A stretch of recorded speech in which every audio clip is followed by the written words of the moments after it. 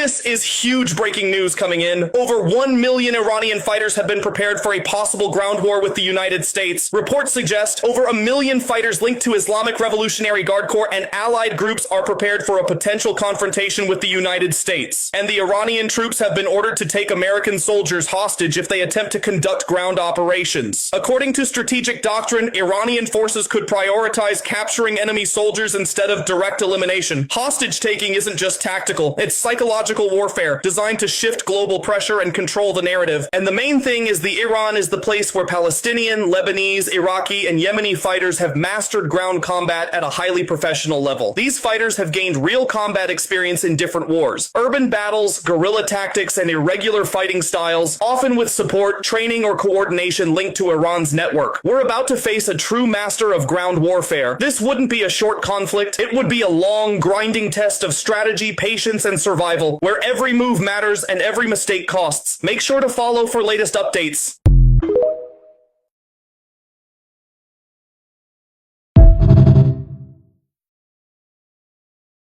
Iran is preparing for something big, and I'm going to explain that to you here in just a second. But as you can see from this report here, Iran is preparing all of its military muster that it can possibly do, and that equates to over 1 million soldiers. Now, this isn't like Afghanistan, where you have a bunch of herdsmen turned into warriors. This is professionally trained warriors. These are guys who are going to be able to defend the very mountainous region of Iran. And they're doing this because they apparently have information that the United States is in fact preparing a ground invasion. As the war in Iran has gone terribly wrong for the United States, they thought that the government would collapse under pressure, and in fact it has not.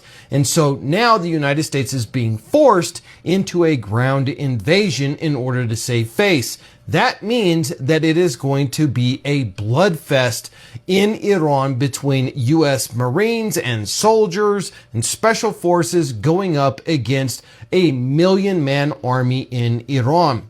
Understand that these people are defending their homeland. They're defending their country. It's their backyard. They have the ground advantage. The United States are going to be sitting ducks.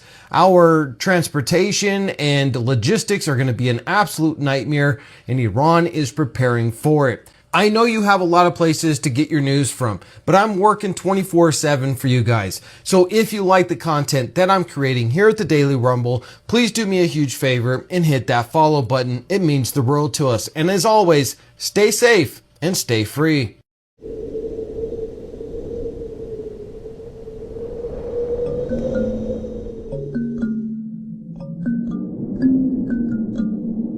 This is a war update. This is a war update.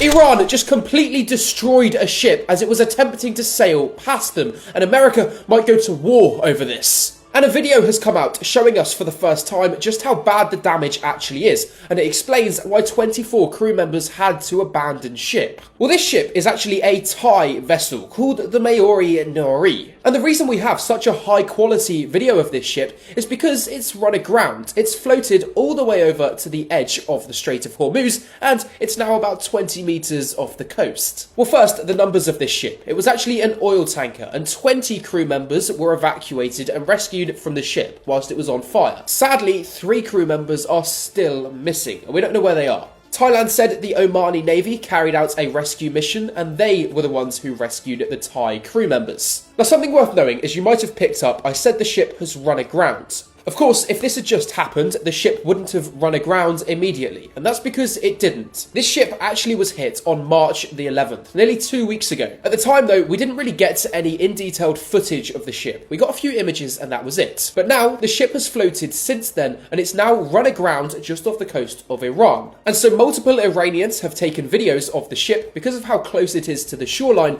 and we can now see just how bad the damage was. And this shows the power of the Iranian missiles that are hitting these cargo ships. For comparison, when the Houthis in Yemen used to attack cargo ships over a year ago now, the damage was never as bad as this. They might have put a small hole in the side of most ships, which then caused them to take on water and sink. But this Iranian attack onto this cargo ship shows us just how more powerful they are than the Houthis. And so this sends us a lot of messages, but still, 2 weeks later, those 3 Thai crew members are still not found. Sadly, it's believed they're dead, but Iran wouldn't want to admit that, and so if they know, they wouldn't say. However, and I did make a video on it 2 days ago, Iran has since allowed 2 Thai cargo ships to pass through the Strait of Hormuz. And that was probably Iran's way of saying, hey, we're sorry for killing these 3 Thai crew members, without officially saying it. Either way, we actually got some of this footage I'm showing you from people on the ground in Iran directly. And so this is kind of exclusive footage. And so, leave me a follow because I cover exclusive stories and give you news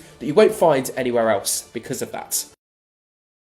Israel just struck multiple nuclear sites in Iran, and the IRGC has vowed to retaliate against critical infrastructure. This is a major escalation in the war. The IDF has confirmed that Israel attacked Iran's heavy water reactor and the uranium enrichment facility. The enrichment facility produced yellowcake, which is a concentrated uranium powder used in the early stages of nuclear fuel production. The IDF also hit an Iranian chemical weapons research facility, but they did not clarify if this meant Iran was actually processing chemical weapons or if they were still at the research stage. Following these attacks, which Iran asserted were on industrial centers, they have vowed to retaliate on industrial companies in the Middle East that have American shareholders or are aligned with Israel. These strikes are going to impact major tech companies in the United States, like Amazon, Microsoft, Google, Palantir, IBM, Nvidia, and Oracle. As many people know, the US economy is being heavily propped up by the tech sector, and Iran knows this as well, which is why they're going after these companies. We are now in an infrastructure war, and this is going to be detrimental for the US economy. Some breaking news. Israel is about to go to war with Russia. I'm serious. In fact, Russia just evacuated a massive nuclear power plant because of it. Well, today, Russia announced that they're evacuating over 160 Russian citizens from the Bushehr nuclear power plant. If you don't know what that is a Russian-built and Russian-operated nuclear power plant in Iran. It was built in 2008 by Russia, and it's Iran's only working nuclear power plant. The controversial part, though, is that this was believed to be the only safe place in Iran. Israel had promised they would never attack it. Russia believed that. They told the workers they're safe there, until today. And that's that today, Russia has received new intelligence suggesting that the Americans and the Israelis are preparing to bomb this nuclear power plant. This is not an Iranian military target, and if they bomb it, it could result in a war with Russia. But still, the US and Israel don't care. And so Russia, even though they thought it was safe, has now realized that they were wrong, and they're evacuating their citizens from it so that Russian civilians don't die. This could literally result in Russia joining the war, and could be what drags the US into a war with Russia. And that would be World War III. Not to mention, it could literally be started by Israel. And Russia has announced they've got intelligence that the US and Israel are planning to do that. This is something I personally never thought would happen. I thought this nuclear power plant, as Russia said, was safe. I didn't think Israel and the US had the balls to blow up a Russian power plant. But it seems they do, and it seems it's coming. And so, if it does happen, leave me a follow, because I'm going to keep you up to date on this, because it's something that could make this war a whole lot worse than it already is.